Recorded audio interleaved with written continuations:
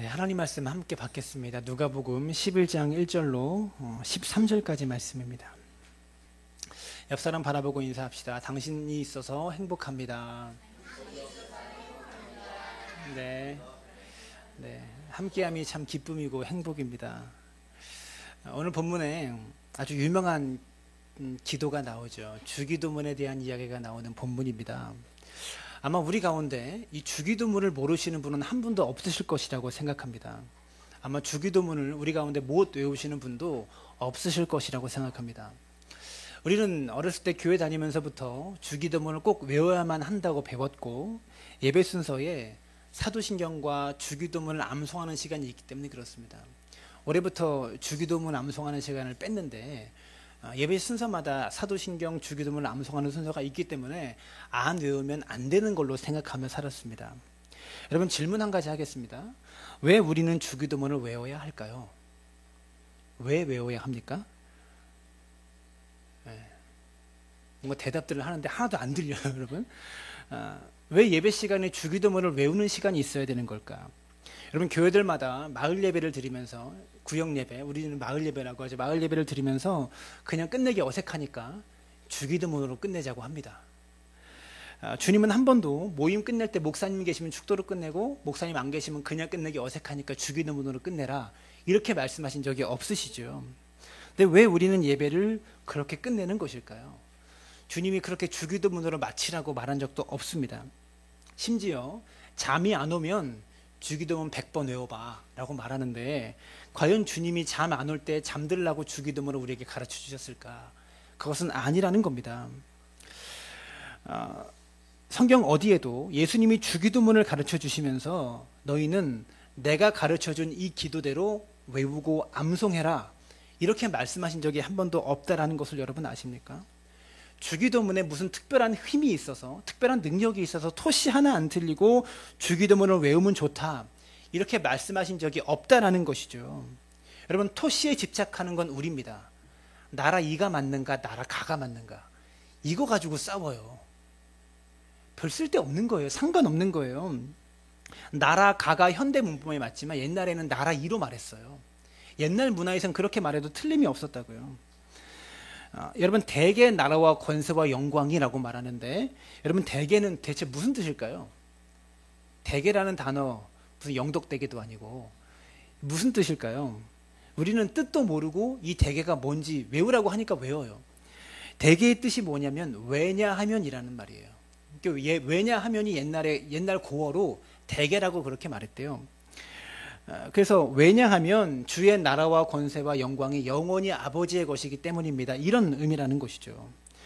근데 대개라는 단어가 오늘날은 쓰이지 않는 그런 단어잖아요. 근데 주기도문 외우면서 대개 빼먹었다고 너 틀렸다고 그럽니다. 이거 가지고 싸우고 그래요. 여러분, 잘 들으셔야 돼요. 예수님께서 주기도문을 제자들에게 가르쳐 주시면서, 우리에게 가르쳐 주시면서 너희들은 모일 때마다 이 주기도문을 암송해라, 이렇게 말씀하신 적이 한 번도 없어요. 예수님의 수많은 가르침 중에 그냥 하나일 뿐이라는 겁니다. 심지어 복음서에 주기도문이 2가지 버전으로 나온다는 거 아십니까?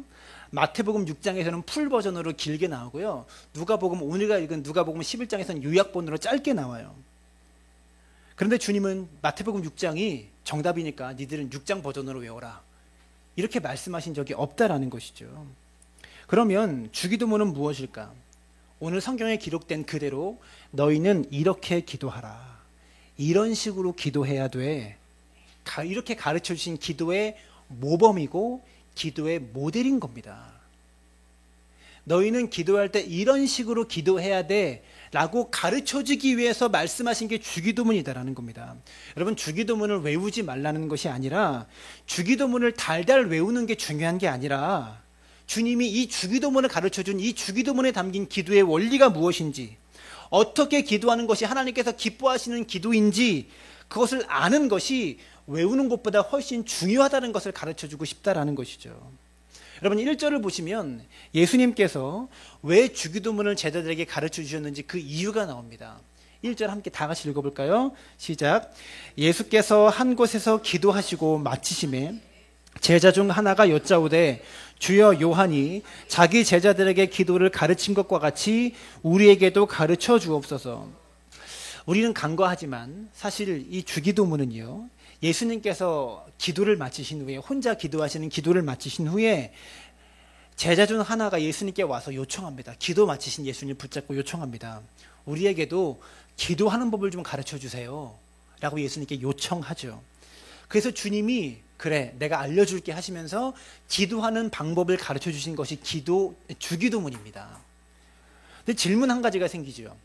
왜 이날 갑자기 제자들은 예수님 앞에 와가지고 주님 기도하는 법을 가르쳐 주세요라고 했을까? 왜 그랬을까요? 여러분, 그동안 제자들이 예수님을 따라다니면서 주기도문을 가르쳐 주세요라고 부탁한 적이 한 번도 없는데, 이런 배움을 요청한 적이 한 번도 없는데 왜 이날 갑자기 예수님 기도하는 법 좀 가르쳐 주세요라고 그랬을까? 여러분, 사실 성경을 보면 예수님은 중요한 순간마다 기도하셨습니다. 세례 받기 전에 기도하셨고요, 제자들을 선택하실 때도 기도하셨고요, 습관을 쫓아 기도하셨고, 새벽에도 기도하셨고, 십자가를 지기 전에도 기도하셨어요. 습관을 쫓아서 기도하셨고, 중요한 순간마다 예수님은 늘 기도하셨다고요. 근데 성경을 유심히 보면 제자들이요, 단 한 번도 예수님한테 찾아가서 예수님 우리에게 기도하는 법 좀 가르쳐 주세요라고 부탁한 적이 한 번도 없다라는 것이죠. 누가복음 안에서만 보면 누가복음에 예수님께서 기도하셨다고 나오는 장면은 첫 번째가 누가복음 5장입니다.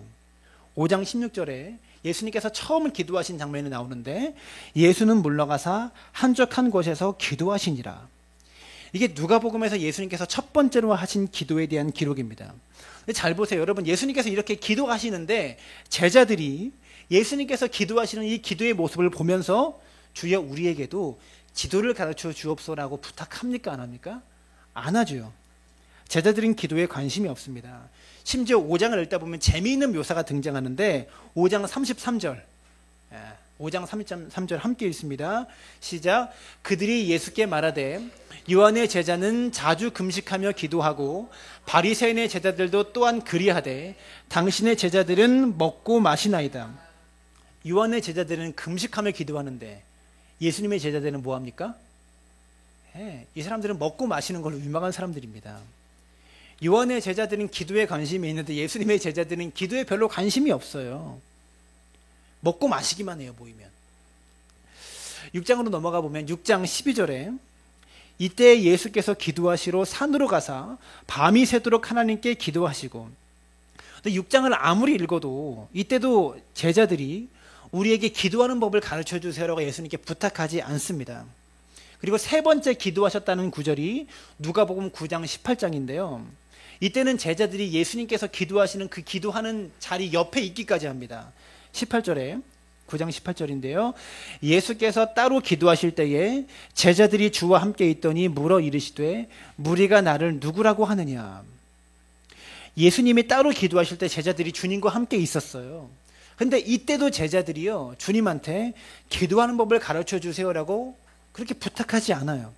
근데 재밌게도 오늘 누가복음 11장 1절에 예수님께서 한 곳에서 기도하시는데 제자들이 주님이 기도를 마치실 때까지 기다렸다가 기도를 끝내고 일어나시는 주님한테 찾아와서 우리에게도 기도하는 법을 가르쳐 주세요라고 요청합니다. 여러분, 9장에서 기도하시는 예수님 옆에 같이 있었으면서도 아무 반응 없었던 이 제자들이 11장에서 갑자기 기도가 끝날 때까지 기다렸다가 달려가서 기도 좀 가르쳐 주세요라고 이야기하고 있는 거죠. 제자들이 왜 이럴까요? 9장에서 11장 사이에 뭔가 있었던 거죠. 뭔가 있었던 거죠. 9장까지 아무 반응 없다가 이 사이에 뭔 일이 있었기 때문에 11장에서 지금 이렇게 반응하고 있는 겁니다.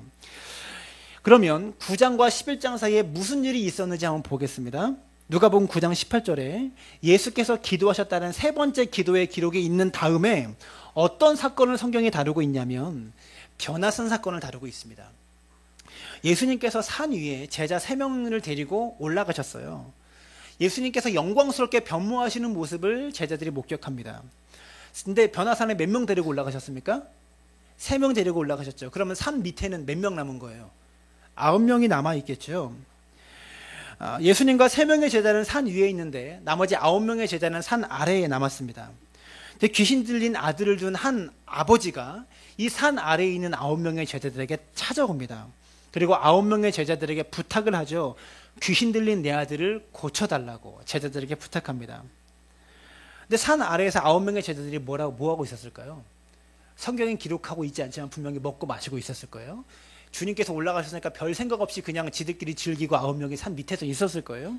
근데 갑자기 귀신 들린 아들을 둔 아버지가 아들을 데리고 와서 이 아들 좀 고쳐주세요라고 간절히 제자들에게 매달리는 겁니다. 그러니까 당황해가지고 기도를 하긴 하는데 어떻게 되었을까요? 귀신을 쫓아냈을까요? 못 쫓아냈을까요? 못했던 겁니다. 누가복음 9장 40절 함께 읽습니다. 시작. 당신의 제자들에게 내쫓아 주기를 구하였으나 그들이 능히 못하더이다. 이게 나중에 이 아버지가 예수님께 부탁하는 거거든요. 당신의 제자들한테 쫓아내 주기를 구하였지만 못했습니다. 자, 이 사건 이후에 무슨 일이 있었느냐? 마가복음 9장을 보면 이 누가복음에 나온 변화산 사건과 동일 본문입니다. 같은 사건을 다루고 있는 내용인데 마가복음 9장에 보면 이 사건 이후에 제자들이 예수님께 이런 질문합니다. 마가복음 9장 28절인데 집에 들어가심에 제자들이 조용히 묻자오되 우리는 어찌하여 능히 그 귀신을 쫓아내지 못하였나이까. 예수님께서 그 귀신을 쫓아내 주시고 아버지가 요청하니까 쫓아내 주시고 제자들이 예수님께서 집에 들어가실 때 따라가서 물어본 거예요. 우리는 어찌하여 그 귀신을 쫓아내지 못하였습니까? 묻는 겁니다. 그때 예수님께서 뭐라고 대답하시냐면 마가복음 9장 29절을 함께 읽습니다. 시작. 이르시되 기도 외에 다른 것으로는 이런 종류가 나갈 수 없느니라 하시니라. 이 사건 직후에 예수님께서 네 번째로 기도하시는 모습을 보고 비로소 제자들이 궁금해지는 거예요. 제자들이 비로소 기도에 대해서 궁금해져서 우리에게도 기도하는 법을 가르쳐 주세요라고 요청했던 겁니다. 여러분 이해가 되십니까? 아시겠죠? 여러분 실패를 경험한 뒤에 기도 없이 무엇인가를 해보려다가 안 되는 것을 경험한 다음에 비로소 예수님의 사역의 능력의 근원이 무엇인지를 제가 보았더니 기도였구나. 예수님은 늘 기도하셨지 그 기도 때문에 이렇게 능력이 나타나시는 거구나. 드디어 비로소 제자들이 깨닫게 됐다라는 것이죠. 여러분 제자들이 잠에서 일어나 보면 예수님은 습관을 쫓아 기도하고 계셨고 산에서 기도하고 계셨고 새벽에도 기도하고 계셨어요. 그래서 예수님의 사역의 핵심이 바로 기도였구나. 이것을 깨닫고 제자들이 드디어 예수님 우리에게도 기도를 가르쳐 주세요 라고 요청하고 있는 겁니다. 사랑하는 여러분 정말 중요한 부분입니다. 우리가 언제 기도의 중요성을 느낍니까?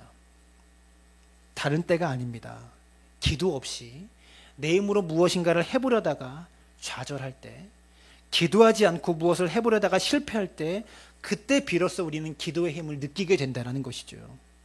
이 말을 뒤집으면 여러분 우리가 왜 기도하지 않을까요? 기도에 얼마나 놀라운 능력이 있는지를 체험해 본 적이 없기 때문에 기도하지 않는다는 겁니다. 여러분 저는요 이 제자들의 마음을 너무나 잘 알 것 같습니다. 저는 설교하는 사람이죠. 계산해 보니까 지금 13년째 설교하는 일을 계속하고 있어요. 13년간 말씀을 전하면서 제가 실존적으로 체험하고 있는 것이 있는데 그것이 바로 기도의 중요성입니다. 설교를 할 때마다 기도 없이 안 된다는 것을 깨닫게 하세요. 근데 똑같은 설교 원고를 가지고 말씀을 전하는데 기도를 했느냐 안 했느냐에 따라서 역사하심이 다르다는 것을 제가 경험하게 돼요. 여러분 제가 우리 교회에서는 매주마다 이렇게 다른 본문을 가지고 설교하잖아요. 근데 제가 다른 데 초청받아서 설교할 때도 그렇게 할까요? 새롭게 설교를 쓸까요? 아니죠. 여러분 아니라는 거 알면서 대답을 안 하시는 거죠. 다른 교회 초청받아 설교하면 제가 어떤 설교하냐면 했던 것 중에 제일 반응 좋았던 거 골라서 갑니다. 제가 여기서 했던 것 중에서 여러분이 제일 은혜롭게 말씀을 받았고 제일 은혜롭게 전했던 설교, 반응 좋았던 설교 그 원고를 골라서 빼들고 간다고요.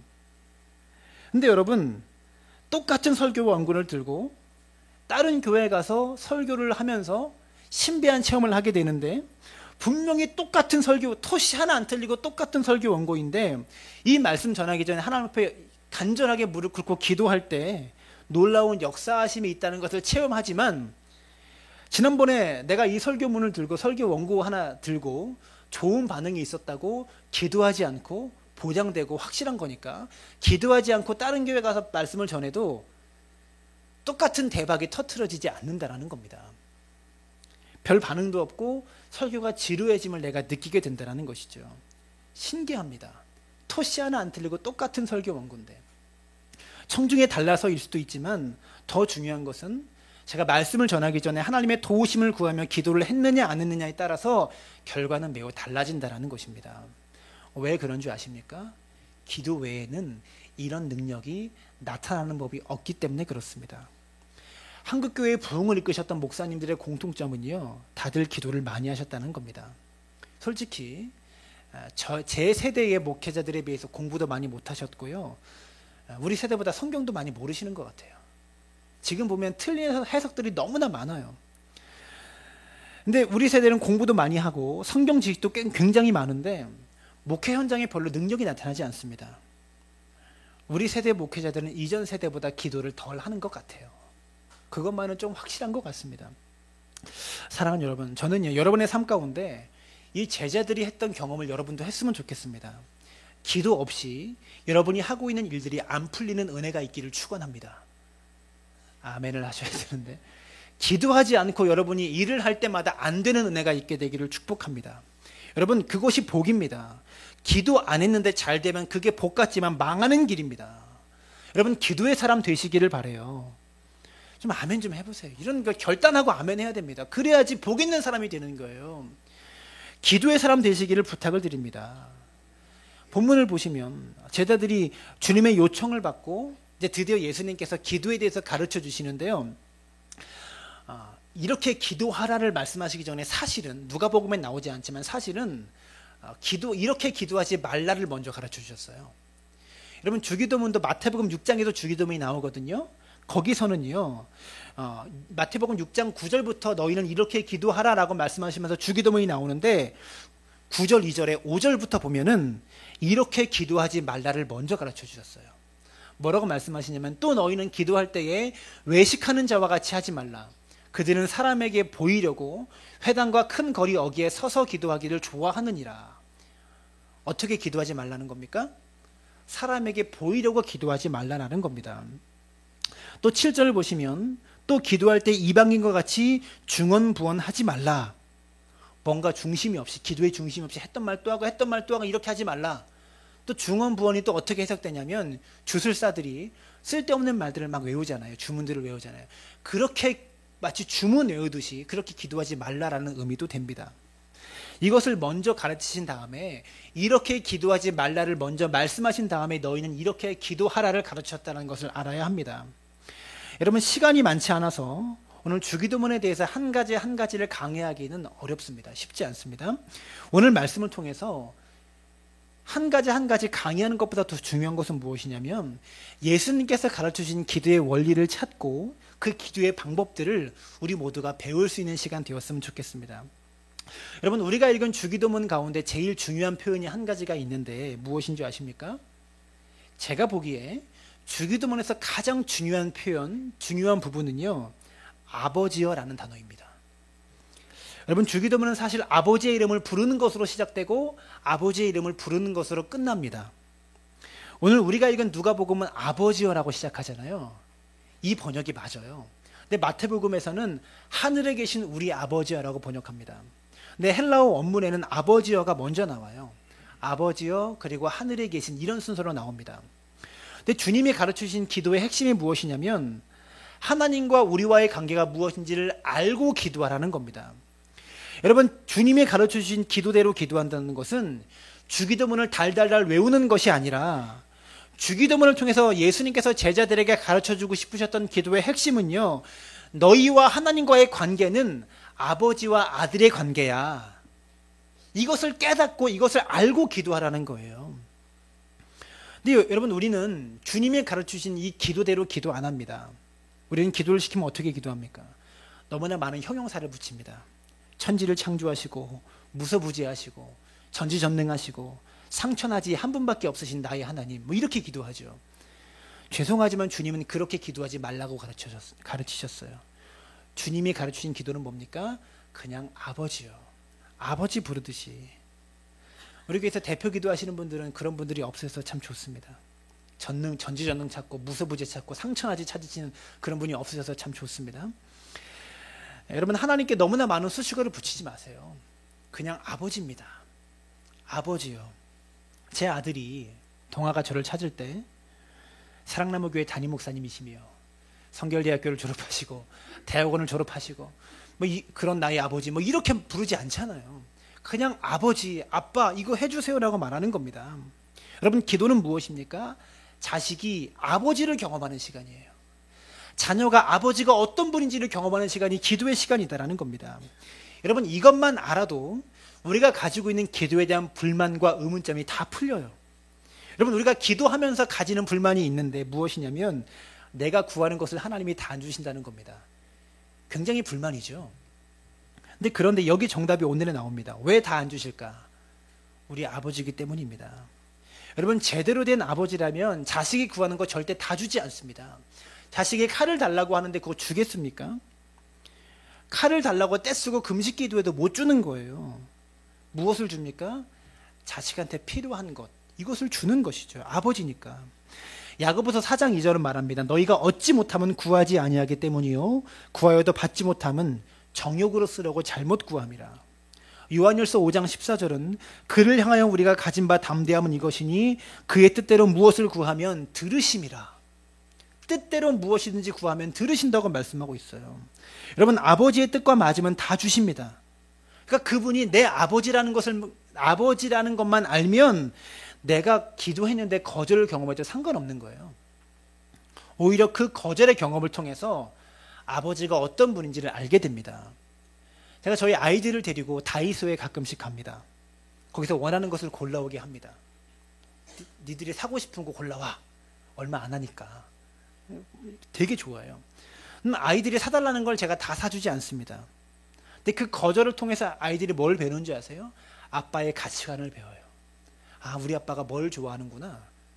아빠의 가치관을 그 거절의 경험을 통해서 배운다라는 거예요. 동아가 한 번은 비비탄 총을 사달라고 한 적이 있어요. 안 된다고 합니다. 하여가 다이소에 갔더니 손톱 긴 마녀 손톱 있잖아요. 그것을 사달라고 가져오더라고요. 제가 안 된다고 합니다. 그러면서 뭘 깨닫는 거야? 아, 아빠가 이런 것들은 싫어하는 거구나. 우리 아빠가 이것을 싫어하는구나. 그때 아이들은 배우게 된다고요. 아이들이 불평할 수 있습니다. 왜 내가 원하는 거 데리고 왔으면서 안 사주냐고 불평할 수 있죠. 필요하지 않고 유익하지 않으니까 그래서 안 사주는 것이죠. 여러분, 그래서 하나님이 우리의 기도에 거절하시는 거 정말 필요하고 정말 중요한 겁니다. 여러분, 옛날에 우리 한국교회 옛날엔 남존 여비 사상이 강했잖아요. 지금도 페미니즘 화제가 되는데 엄마들이 아이를 뵈면 그때부터 기도 제목이 생깁니다. 무슨 기도일까요? 아들 낳게 해달라고. 다 아들 낳게. 만약에 그 기도 하나님께서 다 응답하셨으면 지금 대한민국 큰일 납니다. 하나님께서 그 기도들을 응답하여 주신 것이 복이라는 것이죠. 말씀을 준비하면서 제가 지난 시간들을 돌이켜보니까 제가 하나님께 구한 기도가 그렇게 많았는데 다 안 들어주셔서 진짜 감사하더라고요. 너무 감사해서 눈물이 나올 지경이었어요. 이번 사무연회를 하면서 제가 정말 하나님께 감사했습니다. 여러분, 제가 교회를 개척하고 나서 제일 간절하게 하나님께 기도했던 게 뭘까요? 하나님, 예배당 좀 짓게 해주세요. 여기 좀 나가게 해주세요. 이거 진짜 간절하게 기도했어요. 그래서 교회 개척하고 1년 만에 교회 땅을 샀습니다. 그 이후에 더 간절해졌어요, 기도가. 근데 아무리 기도해도 응답이 안 돼요. 그래서 기도를 바꿨습니다. 교회를 지하에서 지상으로 올라가게 해달라고.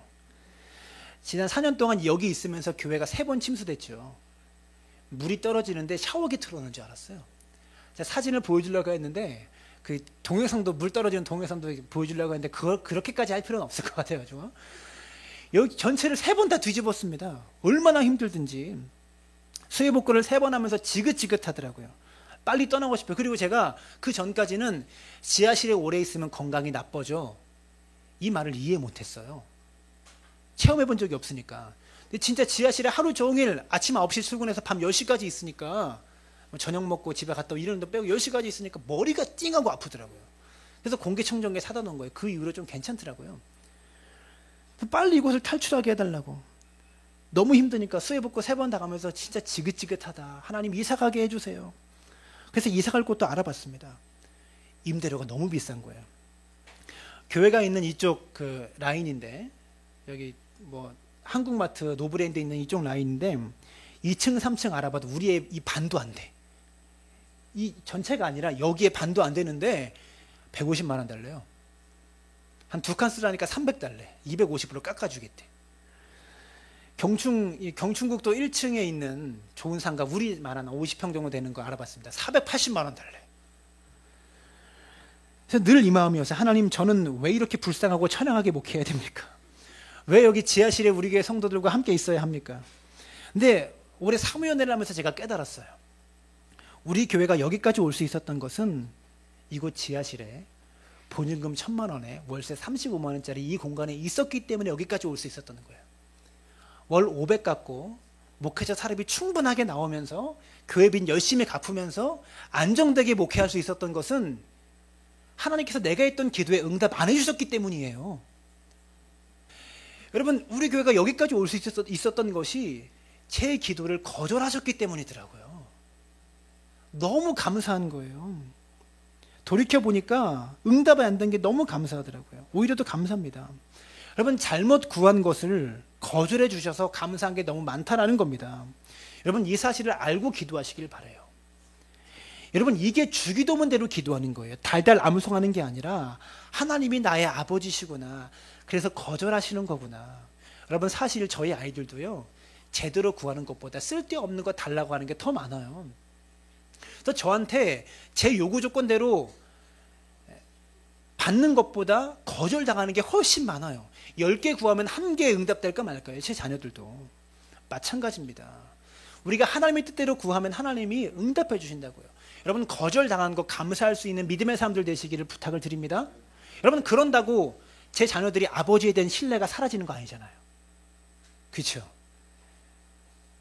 구하는 거 거절했다고 당신이 진짜 나의 아버지가 맞는지 의심이 됩니다. 근데 우리는 거절한 것 가지고 의심해요. 하나님을. 하나님이 정말 살아계신 분이십니까? 정말 나를 사랑하시는 분이십니까? 의심한다고요. 기억하시길 바랍니다. 거절한 것이 은혜입니다. 여러분, 또 하나 알아야 될 것은요, 우선순위를 알고 구해야 된다는 겁니다.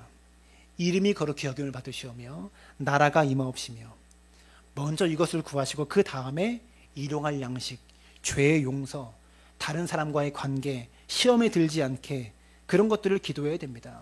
이렇게 주기도문 하나하나 분석하는 것보다 더 중요한 것은 주님이 가르치신 기도의 모범은 무엇이냐? 먼저 그의 나라와 그의 의를 구하고 그리고 나서 우리의 필요를 구하라는 겁니다. 그의 나라와 그의 의, 내가 믿음의 사람이 될 수 있도록, 내가 하나님을 위해서 일할 수 있도록 하나님의 나라와 의를 먼저 구하고 하나님의 영광을 먼저 구하고 그 다음에 나의 필요를 위해서 기도해야 된다는 것이죠. 여러분, 기도의 순서가 있습니다. 내 문제만 가지고 간절하게 기도하지 마시고 주님의 나라를 위해서, 주님의 이름이 거룩히 여김을 받으시기 위해서 먼저 기도할 수 있게 되기를 부탁을 드립니다. 그리고 나서 일용할 양식을 위해서, 내가 가진 문제와 소원들을 위해서 하나님께 아뢰을 수 있기를 바랍니다. 근데 계속해서 5절부터 보면 기도에 대해서 계속 가르쳐 주시는데 주님이 한 가지 이야기를 하십니다. 무슨 이야기 하시냐면, 한 사람이 있는데 친구가 밤에 찾아와서 떡 3덩이를 빌려달라고 합니다. 주님 뭐라고 말씀하시냐면, 친구에서 빌려주는 것이 아니라 강청하니까 빌려준다고 말씀하세요. 여러분, 친구 집에 가서 밤중에 떡 3덩이 달라고 빌려주는 거, 여러분, 당신은요, 우리는 지금 자녀들이 방이 따로 있어서 따로 들어가 자지만 옛날에는 가족들이 모여서 함께 살았잖아요. 여러분, 유대인들도 방 개념이 아니라 그냥 마루가 방이고 주방이고 그런 개념이었어요. 그래서 거기 함께 모여 자는데 밤중에 가서 두드린다는 것은 무엇입니까? 집안 식구 다 깨우는 거예요. 그리고 떡 3덩이 찾으려면 불을 켜야 되는 거예요. 그 당시에는 형광등도 아니고 호롱불을 켜가지고 힘들게 불을 만들어서 펴야 되는 거예요. 온 집안 식구를 깨우는 일입니다. 그런데 뭐라고 합니까? 친구여서 빌려주는 것이 아니라 하도 강청하니까, 하도 귀찮게 하니까 그래서 빌려주는 것이라고 이야기합니다. 벗됨을 인하여가 아니라 간청함을 인하여 준다.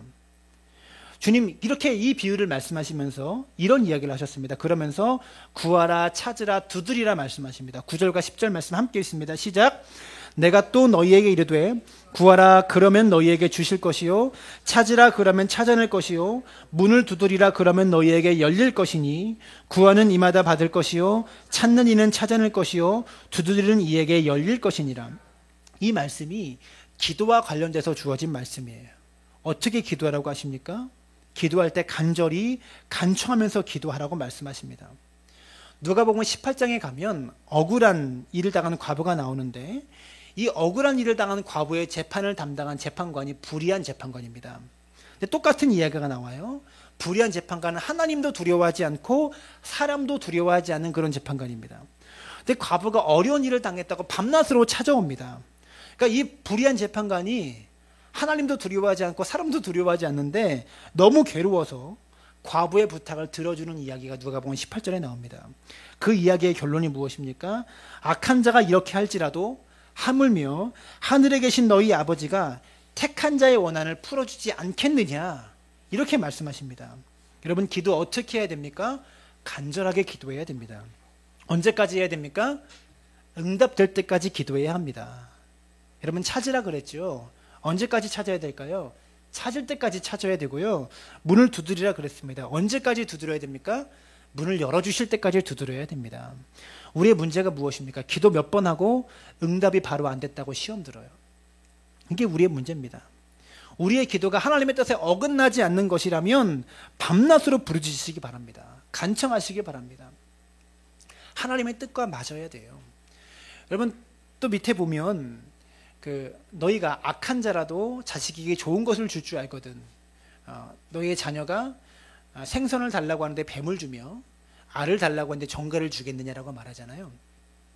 그 당시 고대 갈릴리 바닷가에 낚시를 하면 생선이 올라와야 되는 생선 중에서요, 생선 비늘이, 그 비늘 모양이 뱀 모양하고 비슷하잖아요. 그래서 뱀처럼, 미꾸라지 같은 거는 그 미꾸라지 같은 물고기에 비늘이 있으면 뱀처럼 보여요. 그래서 생선인데 뱀처럼 보이는 생선이 많이 있었대요. 그런 물고기가 같이 잡히는 거예요. 그래서 미숙한 어린아이들은 이 물고기가 생선인지 뱀인지 헷갈리는 거예요. 그리고 정갈이 꼬리를 또르르 말면 이게 멀리서 보면 정갈인지 아닌지 구분이 잘 안 된대요. 그래서 미숙한 아이들은 이게 정갈인데 알인 줄 알고 잡았다가 큰일 나는 경우가 있다고 합니다. 근데 우리가 기도를 그렇게 해요. 너무나 미숙하고 어리숙해서 이게 정말 나에게 필요한 것인지, 이게 뱀인지 정갈인지 구분 못하고 그렇게 구할 때가 많이 있다는 것이죠. 근데 우리의 기도가 하나님의 뜻에 어긋나지 않는 것이라면 하나님은 들어주신대요. 밤낮으로 부르짖으라고 말씀하고 있는 겁니다.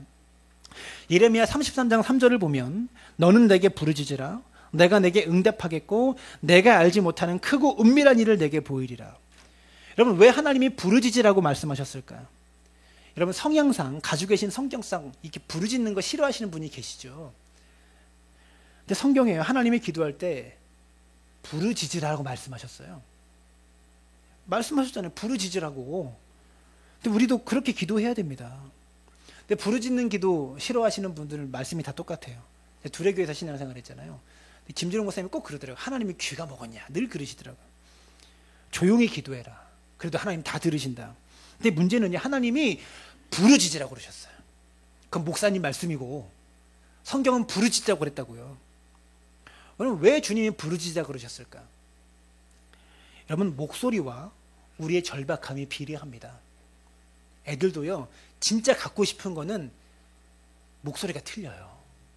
때를 쓰는 수준이 달라요.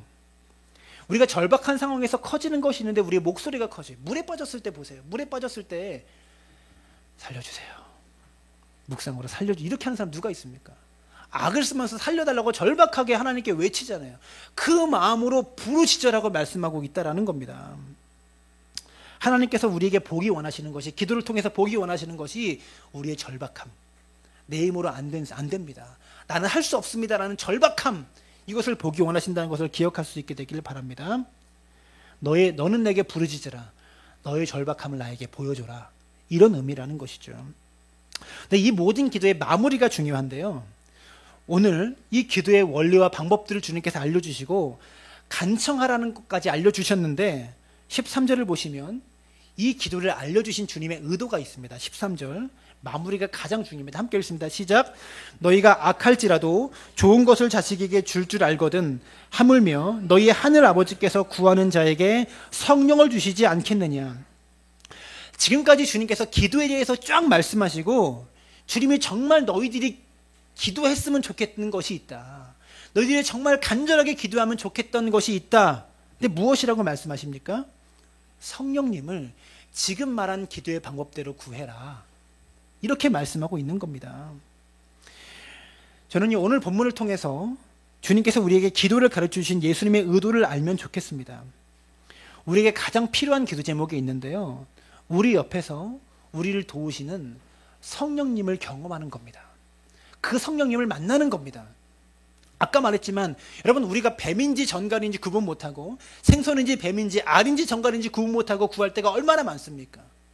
우리 옆에서 우리를 도우시는 성령님의 능력을 경험하고 우리를 지도하시는 성령님의 지도를 경험해야 생선과 뱀을 구분하며 기도할 수 있는 거예요. 생선과 뱀을 구분하며 인생의 선택을 할 수 있는 거예요. 여러분, 우리에게 가장 필요한 기도 제목, 우리 옆에서 우리를 도우시는 성령의 은혜를 구할 수 있게 되기를 주님의 이름으로 축원합니다.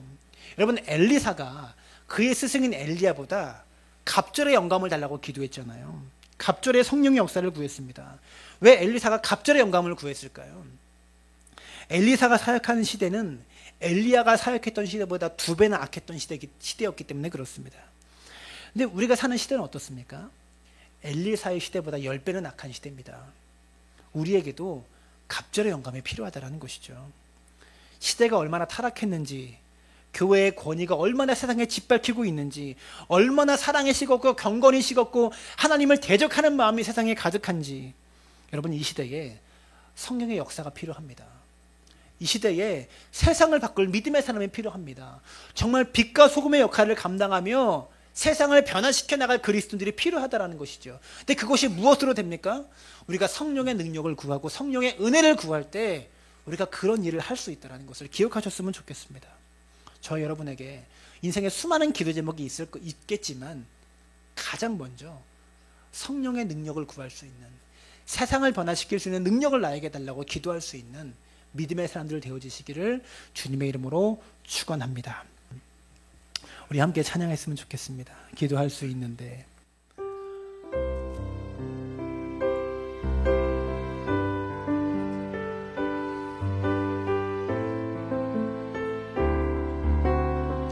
함께 고백할까요? 기도할 수 있는데 왜 걱정하십니까?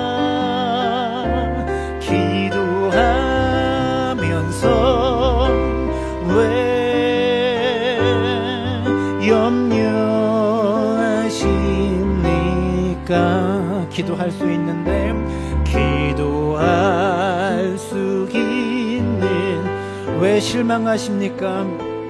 왜 실망하십니까? 기도하면서 왜 방황하십니까?